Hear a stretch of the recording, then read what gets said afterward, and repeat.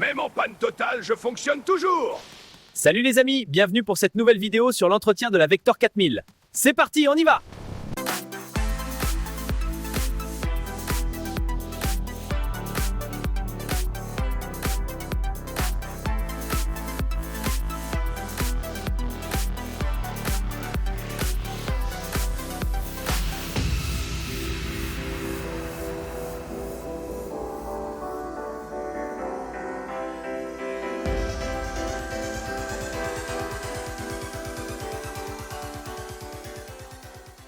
Bonjour à tous, bienvenue sur ma chaîne. Aujourd'hui une petite vidéo relativement courte sur l'entretien de ma Vector 4000. Elle a subi pas mal de tempêtes et gel pendant une semaine. J'ai eu du SWR, mais en fin de compte je me suis aperçu que c'était pas l'antenne mais le câble.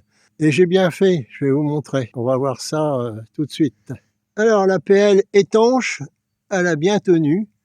C'est une PL prévue pour l'extérieur. Voilà. Et j'ai bien fait parce que je me suis aperçu que j'avais perdu des vis. Pas des boulons, mais des vis. Du coup, j'ai mis du... Ici, il y avait 2 vis de perdu. Du coup, j'ai mis le scotch pour éviter que par les vibrations, ça se dévisse. Et pourtant, au départ, c'est bien serré. On continue. Ici, j'en ai perdu une. Donc l'autre a été prêt à tomber. C'est embêtant. Ici, c'était dévissé. Voilà. Donc un petit coup de vis. Hein. Ici, ça n'avait pas bougé.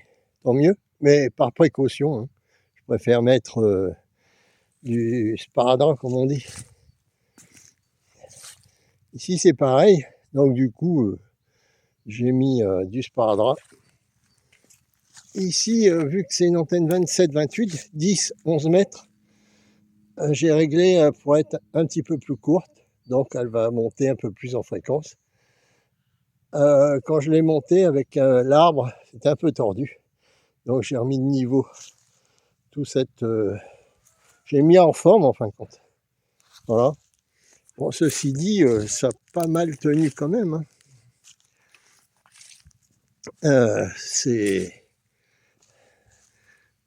quand même solide. Bon, avec tous les tempêtes. Hein. Maintenant, il n'y a plus qu'à la remonter. Il y a quelques petits trucs de porf, pas tout à fait bien droit, mais c'est pas cassé. C'est juste un petit peu, avec le vent un petit peu tordu, quoi. Donc, la PL étanche, c'est ce qu'il faut à l'extérieur. Elle commence à s'oxyder, donc peut-être... ça va quand même, l'oxydation. Je mettrai peut-être une protection.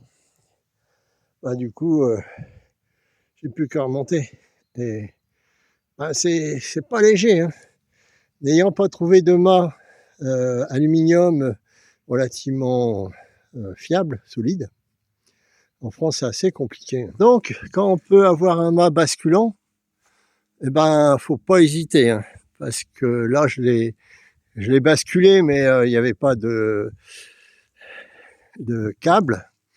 C'est assez lourd. Bon, si on trouve des mâts d'aluminium, c'est bien, puisqu'il faut des mâts d'aluminium. Je pense que les autres mâts en fibre, je pense pas que ça tienne, même si c'est assez solide. Donc voilà. Écoutez, si vous avez des suggestions, n'hésitez pas à liker, mais surtout partagez vos commentaires, vos expériences, savoir si vous faites l'entretien ou non. Bon, une filière, c'est quand même plus facile. Hein. Ceci dit en passant, il n'y a quasiment pas d'entretien sur une filière. Mais bon, la filière G5RV, elle ne pouvait pas, disons, très mauvais rendement sur la bande du 28. Donc, c'est pas la peine. Celle-ci fait 27-28, qui me va bien. Elle fonctionne bien. J'ai eu l'occasion de faire des distances locales assez importantes. Donc, j'espère que ça va continuer. Et je vous dis à bientôt. Allez, au revoir. Bye bye.